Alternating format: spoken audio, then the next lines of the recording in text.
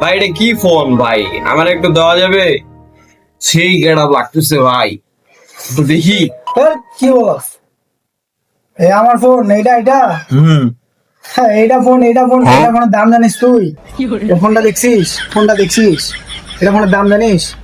এটা ফোন ধরতে গেলে যোগ্যতা লাগে, মিয়া যোগ্যতা, এটা সবারই নেই। ও ভাই, কি ফোন ভাই এটা?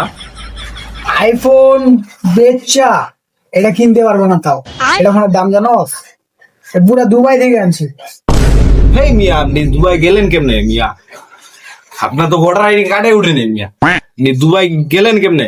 এখনকার যুগে কি দুবাই যাইতে লাগে নাকি ভাই? তুই জানোস না কুরিয়ার সার্ভিস আছে, বর্তমান কুরিয়ার সার্ভিসের মাধ্যমে আনছি এই ফোন।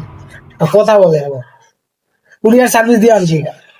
ভাই বুঝলাম যে আপনি এটা কুরিয়ারের মাধ্যমে আনছেন, কিন্তু এটা কত টাকা বেড়াইছি সেটা তো বলেন। যে এই ফোন বেচে আইফোন কিনা যাবে, তাহলে হিসাব করে দেখ কত টাকা প্রাইস দিতে পারে। ভাই। বাংলাদেশে আইফোন কত টাকা দাম?